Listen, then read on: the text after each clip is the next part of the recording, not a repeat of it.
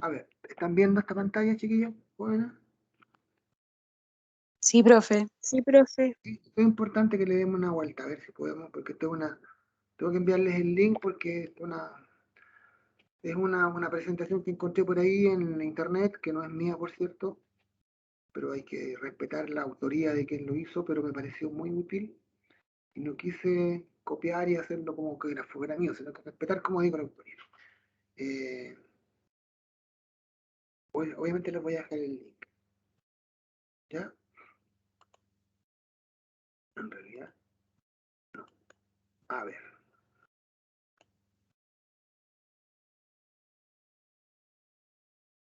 Voy a partir con esto de acá. Ya, miren. Ya. Esto se llama así. Soluciones buffer, soluciones reguladoras, soluciones tampones o amortiguadoras. Cualquiera de estos nombres son varios, ¿ya? Buffer, regulador, tampón, amortiguador. Y estas soluciones o estos sistemas tienen vital importancia en el organismo, ¿ok? Eso es lo que tenemos que entender, porque ante los cambios de pH que suelen ocurrir, ¿no es cierto? Algo en nuestro organismo debe funcionar, debe activarse, como para poder dar respuesta a esto. Por eso hay sistemas reguladores importantes. Y los sistemas reguladores son composiciones, son mezclas de sustancias químicas, por decirlo de alguna manera, que actúan a nivel orgánico, en el caso del que les estoy hablando, y tienden a amortiguar, por eso es la cuestión de amortiguar o regular, ese cambio brusco de pH. Por tanto, la función que tiene el sistema regulador, buffer, tampón o amortiguador, es amortiguar, mantener estable el pH ante la adición de pequeñas cantidades de ácido o de pequeñas cantidades de base. Si el pH sanguíneo, por ejemplo, es 7,35, algún factor externo que interviniera y que afectara el pH, este sistema o el sistema regulador correspondiente va a intentar amortiguar ese cambio y mantener el pH estable. ¿Ok? Aquí vamos a hablar un poquito de eso luego. Pero eso es lo que más o menos pasa con, o cómo está, cuál es el papel, quiero decir, de la solución reguladora. ¿Ya? ¿Qué es una solución amortiguadora? Ya tiene la función de reducir el impacto de los cambios drásticos de concentración de hidrógeno y de concentración de ion hidroxilo. ¿Cómo se prepara? ¿En qué consiste? ¿Cómo está formado? Por un ácido débil y una sal del mismo ácido. ¿Ya? Un ácido débil, ácido fluorhídrico, ácido cianhídrico, ácido acético, por ejemplo. Recuerden que los ácidos débiles los identificamos porque no son esos que dijimos, y además lo más importante es que tienen una constante asociada, la K sub A, de un valor determinado. O bien están formados por una base débil y una sal de la misma base. Ácido débil con una sal de este ácido, por ejemplo, ácido acético, acetato de sodio, ácido cianhídrico, cianuro de potasio, ácido fluorhídrico, fluoruro de calcio, por decir algo. O bien una base débil, como por ejemplo el amoníaco, y una sal de la misma base, el cloruro de amonio, por ejemplo. Amoníaco, cloruro de amonio. Nunca habrá un buffer formado por ácido clorhídrico, formado por ácido perclórico, formado por ácido nítrico, formado por ácido sulfúrico. Nunca habrá un buffer formado por hidróxido de sodio, hidróxido de calcio, hidróxido de potasio, hidróxido de litio. Siempre bases débiles, siempre ácidos débiles. ¿Ok? Entonces, esta mezcla, esta solución, contiene especies que van a... Profe, ¿Sí? ¿cómo O sea, no entiendo a qué se refiere cuando la solución amortiguadora se refiere a que reduce los ¿Cómo? No lo entiendo. impactos de hidrógeno. ¿Cómo? ¿A qué se refiere con reducir impactos? Eso, lo que pasa, ¿no es cierto?, que el reducir el impacto significa que la estructura, lo que tienen estas mezclas de sustancias, esta solución, hace que se reduzca el impacto de los cambios drásticos de concentración de hidrógeno y de hidroxilo. Todo, ¿no es cierto?, lo que viene, por ejemplo, en la dieta, todas las sustancias ácidas o las sustancias básicas. Entonces, este sistema va a actuar de alguna manera. Ya vamos a ver, por ejemplo, el sistema del bicarbonato, que nos importa echar una miradita para ver el asunto de las alcalosis y de las acidosis. ¿Ya? Eso es lo que pasa. Lo que pasa es que, supón tú, si yo tengo una solución buffer y le agrego un ácido desde afuera, yo lo voy a estar incorporando. Tengo un pH determinado, ¿no es cierto? Que sé yo, un pH 5,8 por decir algo. Eso es estable. Y llego y le agrego más ácido. Como le agrego más ácido a esa mezcla o a esa solución o a ese sistema, voy a estar incorporando hidrógeno. Eso va a hacer que aumente la concentración de hidrógeno y que ese pH se vaya más abajo, a 5,3 por ejemplo. Y eso no sirve. Por tanto, si tengo esa solución buffer, si yo le agrego un ácido, el cambio de pH no va a ser brusco y no va a ocurrir, sino que se va a mantener estable el pH aunque le agregue ácido o aunque le agregue base. Esa es la idea, ¿ya? A eso se refiere esto que te están diciendo acá, de la capacidad de amortiguar. Por ejemplo, el buffer ácido más conocido está formado por el ácido acético y el acetato de sodio. ¿Ven? Sacó el hidrógeno, entró el sodio. Ácido débil, sal del ácido débil. Y el buffer básico más conocido está formado por la base amoníaco y la sal cloruro amonio. Estas parejas siempre son conocidas. Por eso, como les digo, nunca voy a encontrar aquí ácido clorhídrico, cloruro sodio, por ejemplo. Nunca voy a encontrar ácido perclórico, perclorato de potasio. Nunca voy a encontrar aquí, ¿no es cierto?, hidróxido de sodio, qué sé yo, el mismo cloruro sodio, por ejemplo. Nunca voy a encontrar eso. ¿Ya? Ahora, ya vamos a ver la función de importancia biológica. Déjenme, eso lo vamos a ver después.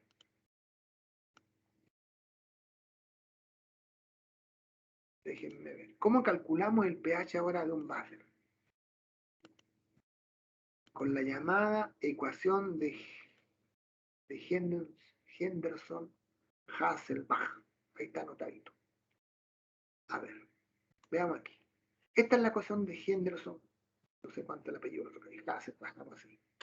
Yo puedo calcular el pH de un buffer con esta formulita. pK sub A, ya lo voy a hacer lo que es pK, que es el logaritmo de la constante, más el logaritmo de la concentración de la sal de la base del buffer y la concentración del ácido. El pK, ¿cómo se calcula? Menos el logaritmo de la constante. ¿Ya? Si por ejemplo tengo un pK 1,8 por 10 elevado a menos 5, yo le aplico el logaritmo negativo a este valor y me da 4,74. Entonces, menos el logaritmo de 1,8 por 10 elevado a menos 5 me da 4,74. Por tanto, vean bien, si yo tengo una concentración de sal 0,86 molar y una concentración de ácido 0,44, entonces aplico acá la formulita. El pH lo calculo así. pK 4,74 más el logaritmo de la concentración de la sal, que es 0,86, dividido en la concentración del ácido, que es 0,44. ¿Cierto? Hago esa división, calculo el logaritmo, me da 0,29, 4,74 más 0,29 me da 5,63. Este es un cálculo fácil, no vamos a meternos mucho en cálculos de soluciones buffer nosotros. Solamente quería que conocieran cómo se hacía el cálculo. ¿Ya? Se aplica la formulita.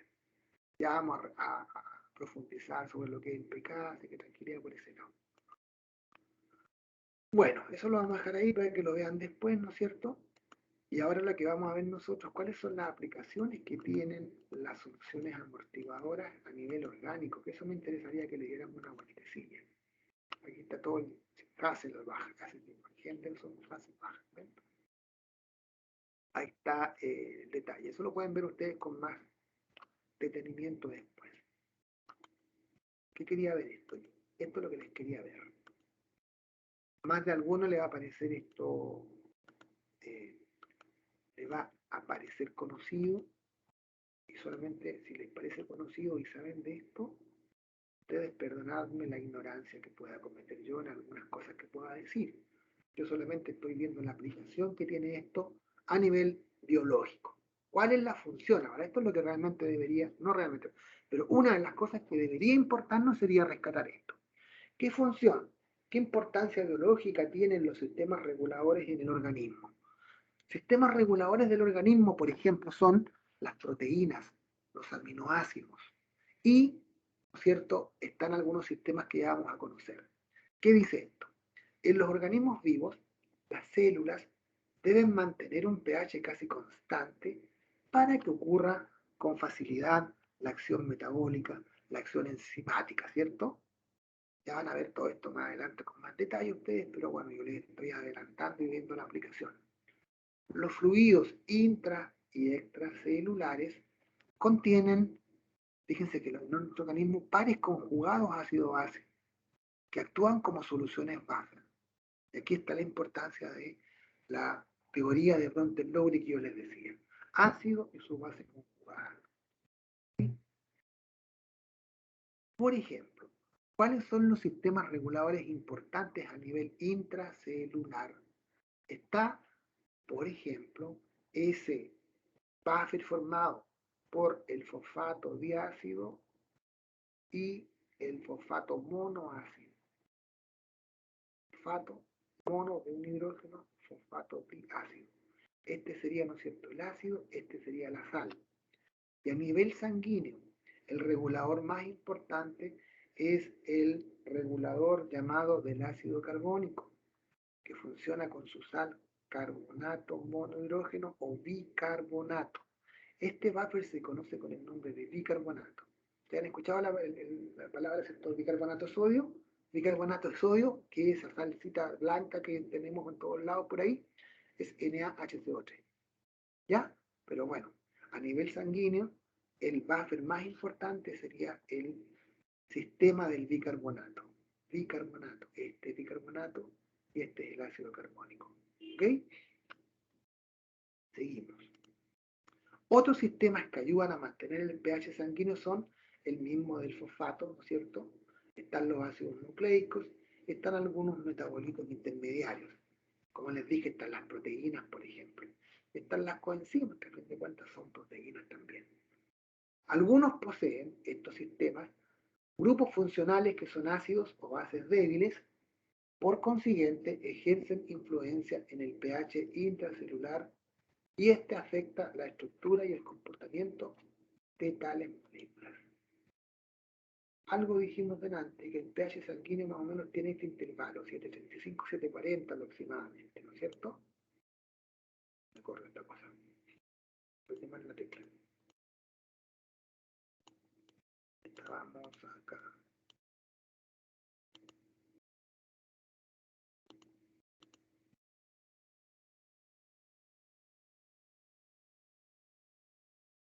Aquí está. Estos son los valores, ¿cierto? 735-745. Si hay un, ¿no es cierto?, un aumento de la concentración de hidrógeno, ya el pH va a bajar en número y va a ocurrir una acidosis que se llama metabólica. Si el pH sube sobre el valor de 745, va a ocurrir una alcalosis metabólica. Entonces, para que esto no ocurra, está funcionando el sistema buffer, el sistema amortiguador del que estamos hablando. El intervalo en que es posible la vida, digámoslo así, prácticamente es entre 7 y 7.8. ¿Entienden? Es un intervalo cortito. Así que no se puede escapar el pH. ¿Cuáles son los tipos de acidosis? Aquí vuelvo a pedir disculpas si cometo algún error. Lo más o menos cierto, esto es lo que les quiero contar. Está la acidosis respiratoria y la acidosis metabólica. Obviamente esto lo van a ver ustedes seguramente en algún curso más adelante con mucho más detalle y van a explicarles muy bien de qué se trata. ¿Ya? Pero... ¿Ya nos explicaron, profe?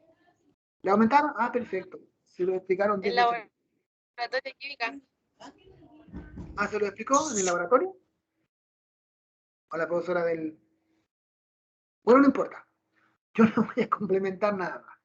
Si aumenta la concentración de dióxido de carbono, va a disminuir la concentración de oxígeno, ¿cierto? Parece que es un juego respiratorio. Y el pH va a disminuir. Como aumenta la concentración de CO2, ¿no es cierto? Va a disminuir. Por lo que habría una acidosis. Puede darse por respiración dificultosa, así se manifestaría, ¿cierto? Enfisema pulmonar o neumonía. Así se manifiesta una acidosis metabólica. La dificultad para respirar o un ambiente pobre en oxígeno permite que se eleve la concentración de dióxido de carbono, favoreciendo la formación de ácido carbónico, porque se junta con el agua, ¿no es cierto? ¿Ven? CO2 más agua forma ácido carbónico, el cual se disocia en hidrógeno y bicarbonato, de acuerdo a la siguiente reacción. CO2 más agua forma ácido carbónico y este se disocia en hidrógeno y en bicarbonato. Entonces, ¿ven? Va a quedar el medio rico en hidrógeno y eso va a hacer que el pH varíe, ¿no es cierto? A eso se refiere esta cosa. ¿Cuáles son los tipos de alcalosis? Respiratoria y metabólica. Alcalosis respiratoria. Al aumentar la concentración de oxígeno, por el contrario, disminuye la concentración de dióxido de carbono y el pH aumenta en valor, ¿no es cierto? De 7,35 pasa, de 7,45 pasa a un valor mayor, por lo que hay una alcalosis. Y esto puede ocurrir por hiperventilación o respiración rápida. La hiperventilación genera alcalosis porque el incremento de la concentración de oxígeno hace bajar la concentración de dióxido de carbono, produciéndose o disminuyendo la cantidad de ácido carbónico y por consiguiente el pH sube en valor. A eso es lo que se refiere. Capacidad amortiguadora del buffer ácido. Si se agrega un ácido fuerte, los iones hidrógeno adicionales, ¿ven? Porque el ácido fuerte genera mucho ion hidrógeno, reaccionan con la sal del ácido débil. ¿Ya? Ahí se mete el hidrógeno, reaccionan con eso, ¿no es cierto? Y producen un ácido débil, por ejemplo, ácido fórmico en este caso, o ácido metanoico que se llama. Al aumentar la concentración del ácido, disminuye la concentración de la sal, ya que en el equilibrio tiende a formar el ácido. Si una sustancia o la concentración de la sustancia sube, la otra baja y viceversa. Y bueno, ¿cuáles son las alteraciones ácido-base? Una acidosis respiratoria consiste en un exceso de dióxido de carbono, ¿no es cierto? Porque allí este reacciona con el agua, forma ácido carbónico y se manifiesta con neumopatías obstructivas, con daños musculares en la respiración. Una alcalosis respiratoria, ¿cierto? Es por el contrario un déficit de dióxido de carbono que se manifiesta con hiperventilación crónica, ¿no es cierto? Como histeria, intoxicación con salicilatos, por ejemplo, que son sales que vienen en algunos fármacos, por decirlo así. Acidosis metabólica, aumento de ácido fijo, ¿ya? Cetosis diabética, le llaman diarrea, se manifiesta con este tipo de cosas. Yo me meto ahí porque ahí yo desconozco este tipo de cosas. Y alcalosis metabólica, ¿cierto? Aumento de base fija, vómitos persistentes. Yo no sé lo que es EB. ¿Alguien sabe lo que es EB? ¿No? Dejémoslo ahí. Bueno, esto sí más o menos lo manejo mejor. Capacidad amortiguadora de un buffer ácido. ¿Cómo actúa, no es cierto, amortiguando, de acuerdo a su capacidad, una sustancia buffer o una sustancia eh, eh, amortiguadora? Si agregamos una base fuerte, como por ejemplo hidróxido de potasio o hidróxido de sodio, los iones hidrógeno presentes en la solución neutralizan a los iones OH, formando agua, ¿no es cierto? Así lo neutralizan. Aferácido, por ejemplo, ácido fórmico o ácido metanoico con el metanoato de sodio. Ácido débil, ¿no es cierto? Sería el ácido fórmico o ácido metanoico, más el ion hidroxilo, esto con eso se junta, ¿no es cierto? Y forma agua. Al aumentar la concentración de la sal, obviamente que va a disminuir la concentración del ácido, ya que el equilibrio se va a desplazar hacia la formación de la base conjugada por sal. Esto es el principio de Lesch-Atelier, ¿se acuerdan? Aumentamos la concentración de una sustancia, ese exceso hay que gastarlo, por tanto, el equilibrio se desplaza hacia la derecha para formar, ¿no es cierto?, la otra sustancia. Y bueno, y aquí está la ecuación de Henderson-Hasselbalch que permite el cálculo del pH de una solución amortiguadora. Afortunadamente, como alguien me dijo, la profesora les había explicado, ¿no es cierto?, esto de la acidosis y de la alcalosis. Y bueno, solamente entiendan que en el organismo hay sistemas reguladores que tienden a actuar de esta forma para amortiguar, para, ¿no es cierto?, disminuir las alteraciones producidas por los cambios de pH. Y esos cambios de pH se van a producir por el ingreso de alguna sustancia ácida o de alguna sustancia básica en exceso. Ya, eso es lo que les quería mostrar. Esto, por cierto, se los voy a dejar en un link, se los voy a anotar porque no lo tengo, ¿ya? Así que se lo voy a poner ahí, voy a salir con esto. Solamente quería informar respecto a esto. ¿Alguna pregunta?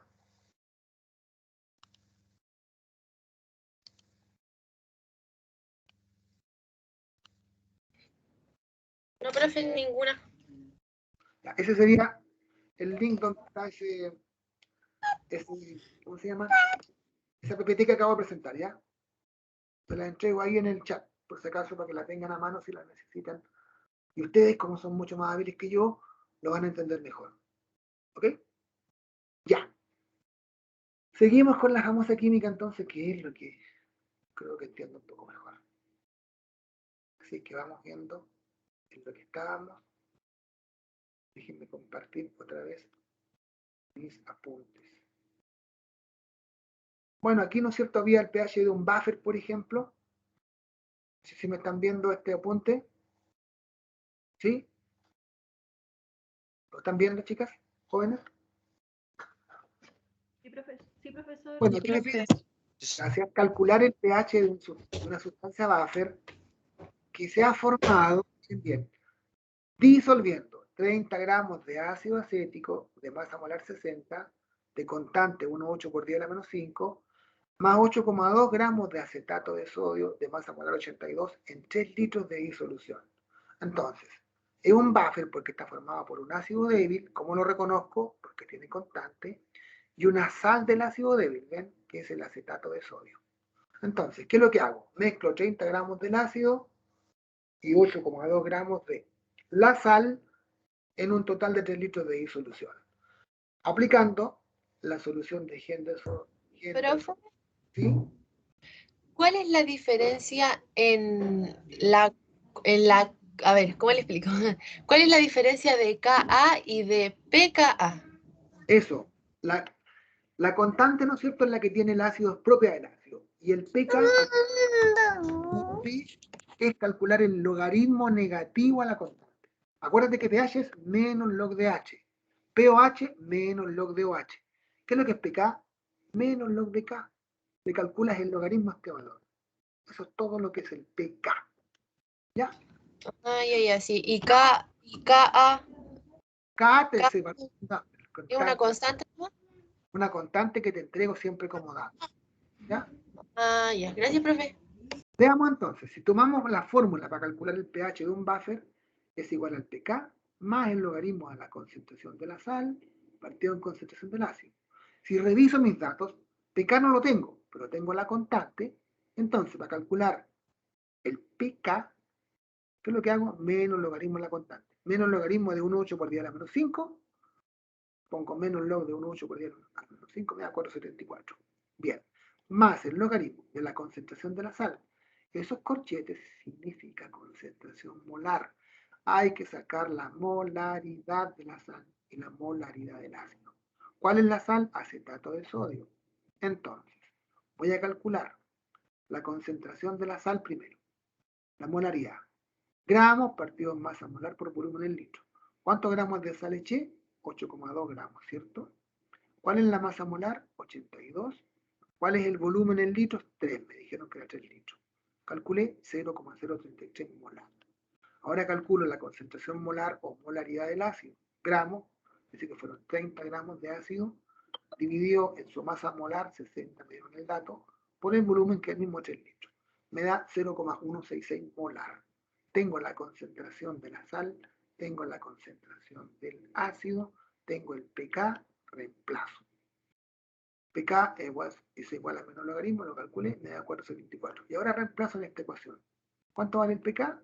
474, ¿cierto? Ahí. Más el logaritmo de la concentración de la sal, 0,033 molar, dividido en la concentración del ácido, 0,166, me da 474, más el logaritmo de esa división me da 0,198. Mantengo el 474, ¿no es cierto? Y le calculo el logaritmo a 0,198 y me da menos 0,7. Por tanto, el pH va a ser 474 menos 0,7. Me entrega un valor de 4.04. Eso. Ya. Y por ahí, ¿no es cierto? Hay otro ejercicio que nos dice que averigüemos la capacidad reguladora o cuánto vale la razón sal partido en ácido para un buffer formado por estas condiciones. Fíjense bien. Dice que tengo un buffer formado por el ácido nitroso de constante 4,5 por 10 a la menos 4 y una de sus sales, cualquier sal. Entonces me dice, ¿cuánto vale la razón sal partido en ácido? Entonces me meto en la formulita que sé. Esta fórmula es pK más el logaritmo de la concentración de la sal partido en ácido. Me están preguntando cuánto vale ese cociente. Eso me están preguntando. ¿Qué me están diciendo? Que el pOH es 11,15. Por tanto, yo calculo el pH. ¿Ven? Porque necesito pH. 14 menos 11,5 me da 2,85. Reemplacé 2,85. pK lo calculo porque me dieron, ¿no es cierto?, la constante. El menos logaritmo de esa constante me da 3,85. ¿Ven? Me dieron la constante. Metí ahí 3,85. Más el logaritmo de esto. El logaritmo de lo que ando buscando. Por lo tanto, 2,85, este que está sumando pasa restando. 2,85 menos 3,85 me da el logaritmo de la sal partido en ácido, de lo que ando buscando. Hago la resta, me da menos 0,5. Menos 0,5 igual al logaritmo de esto. ¿Y cómo elimino el logaritmo? 10 elevado a esto. 10 elevado a esto me elimina el logaritmo. 10 elevado a menos 0,5 me da la sal partido en el ácido. Es solamente un cálculo matemático, este me da 0,82. Y lo que tengo que saber es que mientras más cercano a 1 sea esta razón sal partido en ácido, más efectiva es la capacidad amortiguadora del buffer. Es decir, cuando la concentración de la sal es igual a la concentración del ácido, esto me da 1, ¿cierto? Por tanto, mientras más cercano a 1 me dé, más efectivo, como digo, o mayor es la capacidad amortiguadora de un sistema regulador o de un sistema buffer. Estos son los únicos problemillas, ejercicios que hay para los buffers. No vamos a insistir mucho nosotros en eso porque, bueno, no es nuestro objetivo hacer cálculo de buffer, sino que saber de que en el organismo, como les dije, hay sistemas buffer que actúan amortiguando los cambios de pH que suelen ocurrir producto de la ingesta, por ejemplo, de alimentos, de sustancias que le llamamos desde afuera a nosotros. Ya, eso es lo que más o menos tenía que decirle respecto a los buffers. ¿Alguna pregunta hasta ahora? Bien, y para que terminemos, está, bueno, ya usamos esto el pK y pKb, pero bueno, ahora lo vamos a dejar bien clarito. ¿Qué es pKa y pKb? El pK, como dije, es un parámetro que permite evaluar la fuerza de un ácido o de una base. ¿Cómo se obtiene? Se calcula aplicando el logaritmo negativo al valor de la constante A o de la constante B. Así, pKa es el menos logaritmo de la constante A del ácido y pKb menos logaritmo de la constante de la base. Ya lo sabemos calcular, ¿cierto? Por ejemplo, la constante del ácido acético es 1,8 por 10 a la menos 5 y la constante del ácido nitroso es 4,5 por 10 a la menos 4. ¿Cuál de los dos ácidos es más débil? Ojo con esto. Aquí hay una cuestión que hay que interpretar porque se pregunta siempre. Fíjense bien. Tengo las dos constantes. Puedo compararlo a través de las constantes o puedo compararlo a través de los pK, como yo quiera. Tengo las constantes, me las entregan, les calculo las pK o los pK. El constante, el pK del ácido acético es menos log de su constante, 474, y la constante del ácido es esa, le aplico el menos logaritmo, me da 3,35. Fíjense bien, tenemos las constantes aquí, tenemos los pK aquí. ¿Qué les dice esto? Si comparo las constantes, puedo decir que una sustancia es más débil cuando tiene una constante más pequeña. Menos 5 es menor que menos 4. ¿Ven? Entonces, ¿cómo sé yo cuándo es más débil una sustancia? El que tiene una constante más pequeña. O bien, si lo veo a término o a nombre de los pK, una sustancia es más débil cuando tiene un pK más alto. Dicho de otra forma, menor constante, mayor pK, más débil en la sustancia.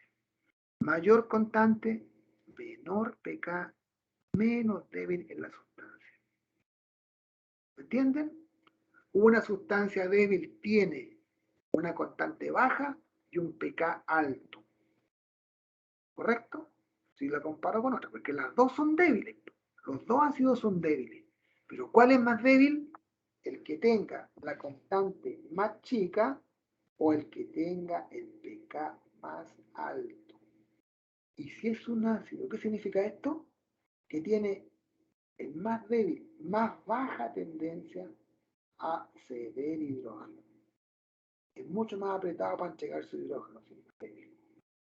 Este, que es un poquito menos débil o, comillas, más fuerte, como tiene una constante más alta y un pK más bajo, tiene mayor tendencia a entregar su hidrógeno o a ceder su hidrógeno. Última vez que repito. Una sustancia es más débil si tiene una constante más baja, lo que implica que tendrá su pK más alto. ¿Correcto? Me disculpan un segundo que esta llamada es muy importante. ¿Aló? Era importante, gracias. Ya. ¿Me entienden lo que quiero decir? Porque uno pregunta, ¿no es cierto? Les puedo preguntar. El ácido acético tiene un pK 474 y el ácido nitroso tiene un pK de 85. Puedo preguntar, ¿cuál es más débil de los dos? ¿Cuál es más débil? Y uno empieza a sacar cuenta. El que tenga un pK más alto. Ya. ¿Qué más significa eso? Que sea más débil. Puedo preguntar, ¿el ácido acético tiene menor tendencia a entregar su hidrógeno? Sí, pues. Si tiene pK más alto, significa que es más débil, significa que le cuesta mucho más entregar su hidrógeno. Todas esas relaciones se preguntan, ¿ven? Por ahí vamos a hacer ejercicios, cuando en la guía hay ejercicios de interpretación de estas cosas. Así que eso es la cuestión. Finalmente, nota, aquel ácido o aquella base que tienen un menor valor de pK o pKb, respectivamente, son más débiles, lo que implica una menor tendencia del ácido a ceder hidrógeno o una menor tendencia de la base a aceptar hidrógeno. En general, se tiene que, si la sustancia tiene un valor de Ka o Kb bajo, eso es más bajo que todo otro, más alto será su valor de pKa o pKb, más alto. Constante baja, pK alto. Constante más alta, pK más bajo. Eso es lo que te está diciendo abajo. ¿Ven? Eso. Esos son los pK. ¿Alguna pregunta? ¿Duda o consulta?